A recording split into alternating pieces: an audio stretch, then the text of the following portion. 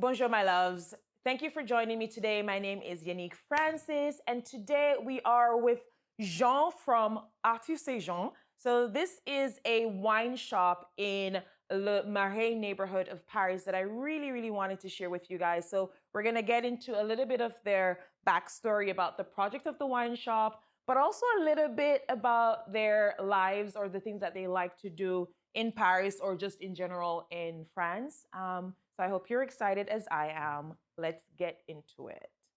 Tell us a little bit about the backstory of this project that you have, the Cave, and what you're presently doing with Arthus.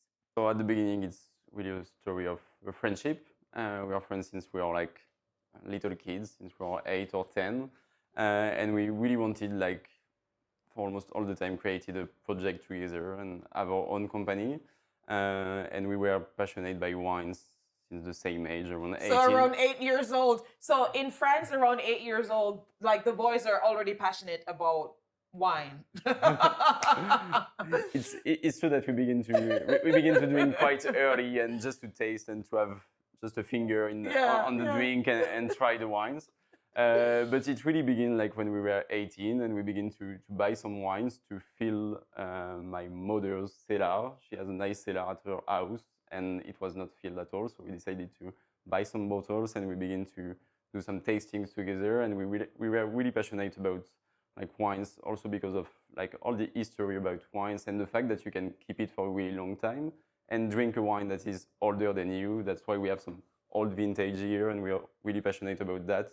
It's quite like it's amazing that you can drink something that is what it was produced like before we were born. So really passionate about that and really passionate also about like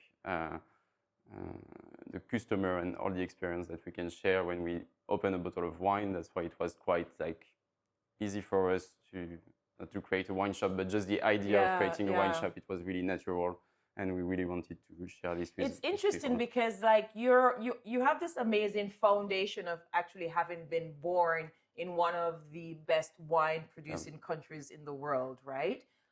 When we think about French wine in general, I think there's like a lot of not misconceptions, but there's a lot of questions these days, and I think one of them is also about like first of all, what does it mean to be wine coming from Bordeaux, Bourgogne, Champagne, but also something that's in the last few years, we're getting a lot of requests for natural wines. And can you tell us a little bit about like the historical aspect of wine production in France, but also what's going on today in terms of the wine production in France? The fact is like wine in France is quite complex. And here we try to make it as simple as possible, but it's still really complex because of all of this, like all this region, all these different names. We have the appellation in France, which is the restricted area where we can produce a wine. The most famous is Champagne. You can produce Champagne only in Champagne, but it works for all the other appellations in France. So just to be clear, that means that if you use the same technique, but not in the region of Champagne, you can't call it won't be Champagne. You can't call the wine Champagne. Yeah, it won't be Champagne. Okay. And we have like almost like 500 AOPs in France, like appellation, origin, protégé, so protected appellation of origin. And I think for a lot of people, it was really complex to understand. And even French people, they didn't know a lot about wines.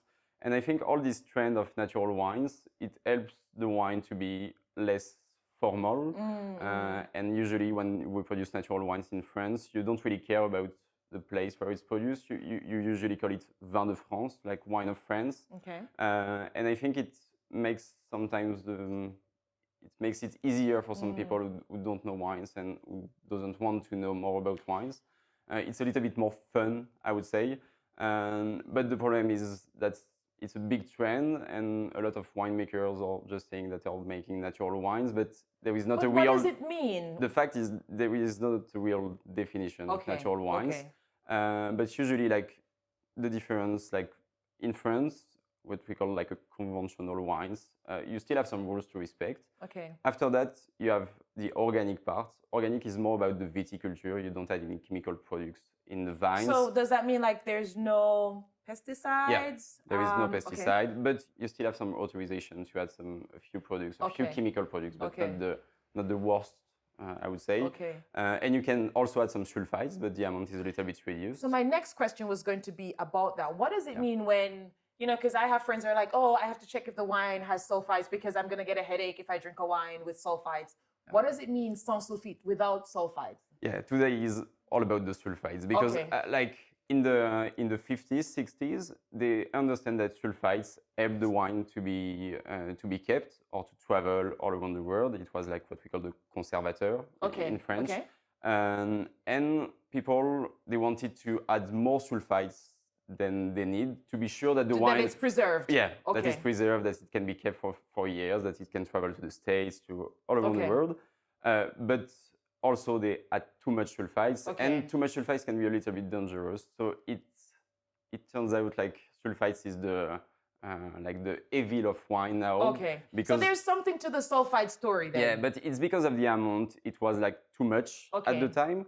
But now, because thanks to all the technical stuff that they bring into the vineyards, you don't have to add as many sulfites as before.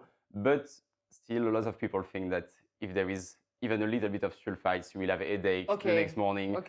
It's mainly the alcohol. Good. We're clearing things up here. We're really diving into like the heart of the issue. When you don't add any sulfites in the wine, you have to take a lot of precaution before to be sure that the wine will still be good and not smelling bad. But a lot of winemakers, they just like follow the trend, don't add any sulfites, but it's the wine, not good. It's not really good. And a lot of people, I think, in the natural wine industry were a little bit disappointed about that. So they rethink a little bit about all these things. So, Jean, tell us a little bit about what makes this wine shop so different from other wine shops that people can find here in Paris.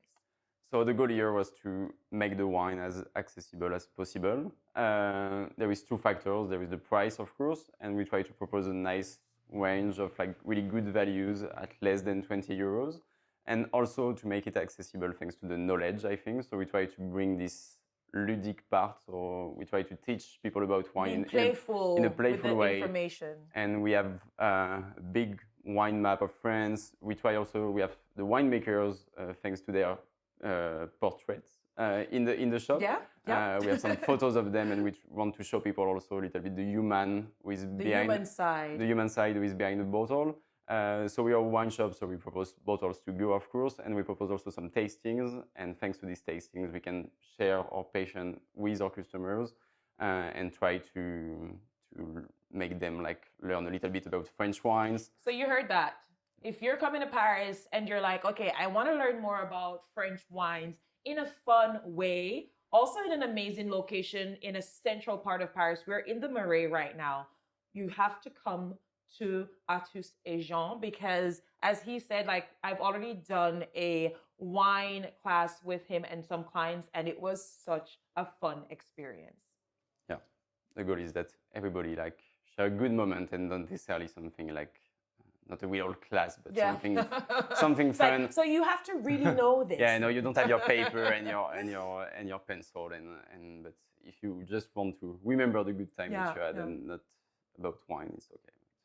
So I have another question for you. I think, especially if you're a wine lover, you might know how the words are like when you see it on paper, but you might not really know how to pronounce it. So I wanted us to kind of play this little game of helping people to better pronounce French wines. So you know like the catalog more than I would. So let's say we choose 5 French wine names, and I'm going to let you pronounce them. Okay.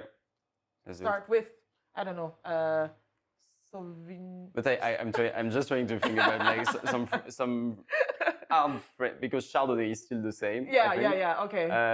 But maybe like Chablis. Chablis is like but people will see it, but they'll be like maybe Chablis because it's because we don't pronounce. Okay.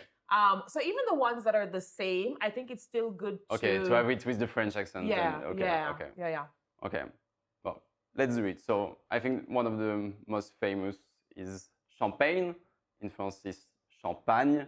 You don't do the A, but it's completely fine. So Champagne. Yeah, Champagne. So next time when you're ordering your champagne, you can say un verre de Champagne. Champagne. To be really French. After that, there is, I think, Sancerre, but we Okay. say just Sancerre.